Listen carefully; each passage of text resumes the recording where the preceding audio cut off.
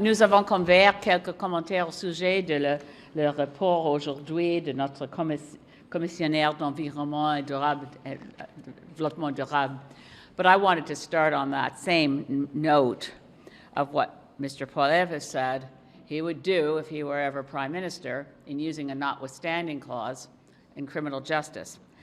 I think it's very, very clear, and I want to draw attention to what Canadians need to know about any person in political life, an elected leader of any party, who thinks that it's appropriate to talk about jail, not bail, and over again, repetition of something that rhymes seems to be of an irresistible attraction for our friend Mr. Poilievre. But in the wake of the recent case of Umar Zamir, let's ponder for a moment what it means to have the chief of police in Toronto lament that the judge didn't come to the same conclusion that his officers had hoped for. I do not believe that any police force in this country really hopes for an innocent person to go to jail.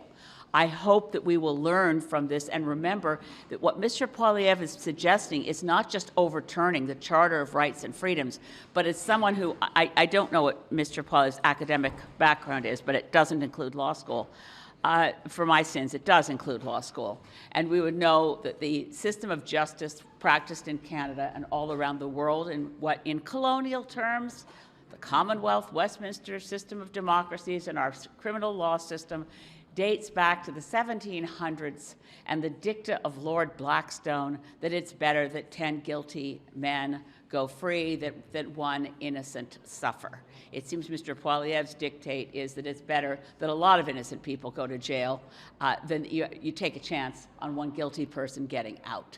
The jail and bail narrative that we're hearing in this country from coast to coast, people need to pay attention to what happens to someone like a David Milgaard, what happens to someone like Umar Zamir, but for, thank heavens, he had good legal counsel.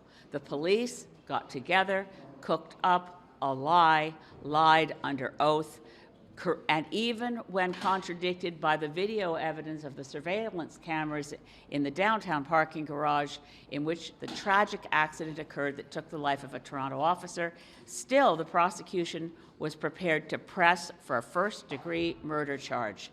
The judge in that case apologized to Mr. Zamir. This is almost unprecedented. I would ask Mr. Poilievre to get out some primary texts on Canada's Constitution before he decides he can overturn it for short-term political advantage. Canadians will not accept a Prime Minister who doesn't understand our Constitution and who fails to appreciate the foundational principles of our systems of justice. Mr. Poilievre apparently has no grip on them whatsoever. Turning quickly to the report on the Commissioner for Environment and Sustainable Development, 5 different reports. I want to ask my colleague, Member of Parliament for Kitchener Centre, to speak to the pieces that relate to the Net Zero Accelerator. I'll look quickly at a number of the other sections. Canadians need to know that federally contaminated sites under federal jurisdiction, contaminated sites, particularly in the north, that were the focus of the report today, remain an enormous liability in the billions of dollars, but also a threat to Indigenous peoples, their life and the health of the areas in which they live.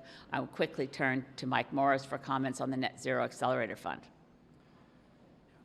Thank you, Elizabeth. We both really appreciate the Commissioner of Environment and Sustainable Development and his team for their really important work. When it comes to this Net Zero Accelerator initiative, deeply concerning to see it's $3 billion that have been sent in 17 signed agreements, $4.4 billion more committed. The average dollars per ton reduced, $523 a ton.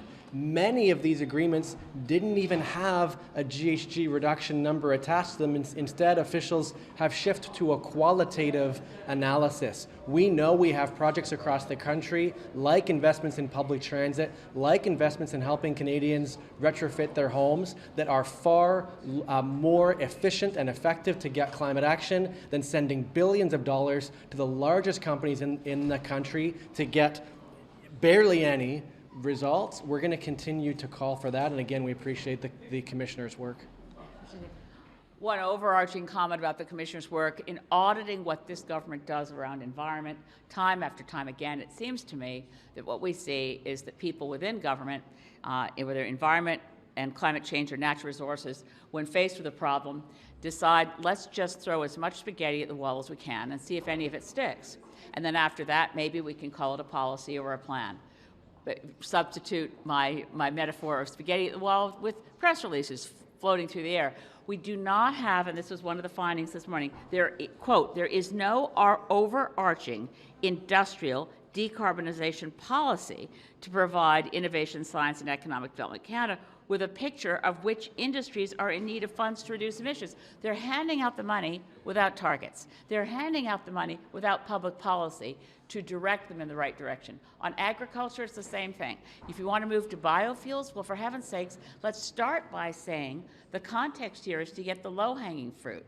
Let's get that waste vegetable fat across this country that costs restaurants money to have it hauled away to a dump from every fast food fryer in every little outlet across the country. All of those could direct waste vegetable fat to producing biofuels quickly and economically with small businesses everywhere.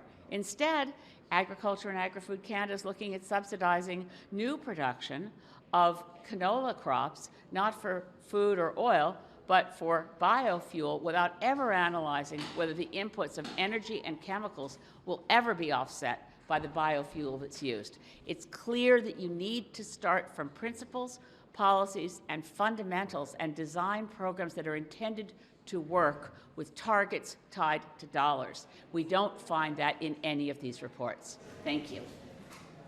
A final comment that all this, of course, happening when folks with disabilities across the country are being told there's no money to adequately fund the Canada Disability Benefit, yet we see almost $8 billion going to companies, the highest emitting in the country, with barely any results to show for it. And as I said earlier, $523 a ton. Clearly, we need to continue to call for this government to put their dollars towards Canadians' true priorities, and that includes investing in lifting people with disabilities above the poverty line. Thank you.